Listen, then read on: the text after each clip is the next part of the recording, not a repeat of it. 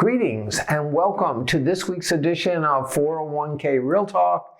This is Fred Barstein, contributing editor at wealthmanagement.com's RPA Edge and CEO at Trow, TPSU, and 401k TV.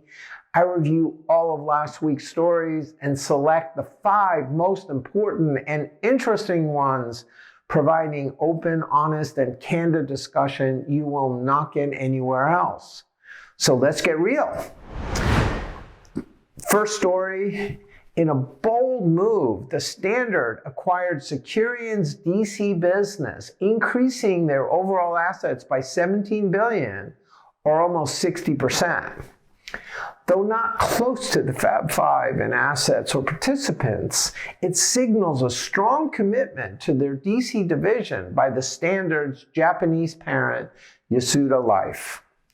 Look for advisors to start targeting Acquiresurians clients who are now required to conduct an RFP before they decide whether to stay with the new platform or move.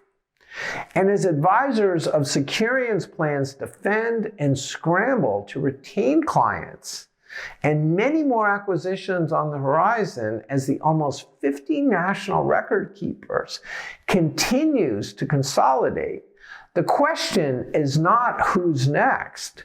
The better question is who is not next.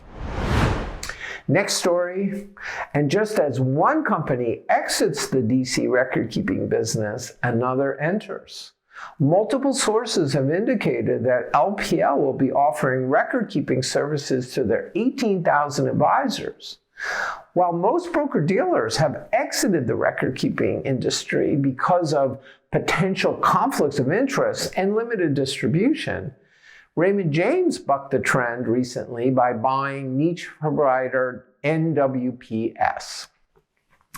LPL is said to be private labeling SS&C's record-keeping capabilities, who also provides 403(b) services as a result of LPL's acquisition of Waddell & Reed. Interesting move if true. LPL did not respond to requests for comment. Next story, with rising inflation and cost of debt, has the RIA M&A market, a leading indicator for the RPA market, peaked? Though deals are reaching a record, increasing by 23% in the third quarter, smaller deals are becoming more prevalent, up 54% according to DeVoe, an M&A advisor. Firms like CapTrust and Creative Planning that do not rely on debt could be better positioned, while prices of publicly traded firms like Focus and CI have plummeted. RPA aggregators like One Digital Hub and SageView are now more focused on wealth advisors that have complementary retirement businesses competing against better known and well-heeled RIA aggregators, which is a much more crowded field indeed. Though valuations remain high, the opportunities for RPA-focused firms to sell may be narrowing. Next story, in a fascinating interview on 401k Real Talk with Cerulli's Sean O'Brien, who has become the go-to DC industry market researcher, the size of the IRA and advisor markets are sized, as well as where investors seek advice, putting real numbers behind the convergence of wealth and retirement at work. O'Brien weighs in on whether there will be more collaboration or competition between advisors and record keepers on participant wealth opportunities and who is more likely to win.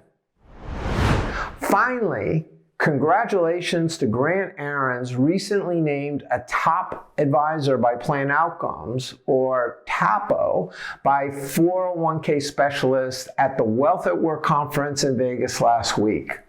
Along with brother Brad, Intellicent has built an impressive network of RPA firms across the country, as well as capabilities to serve participants through acquisition of wealth advisors.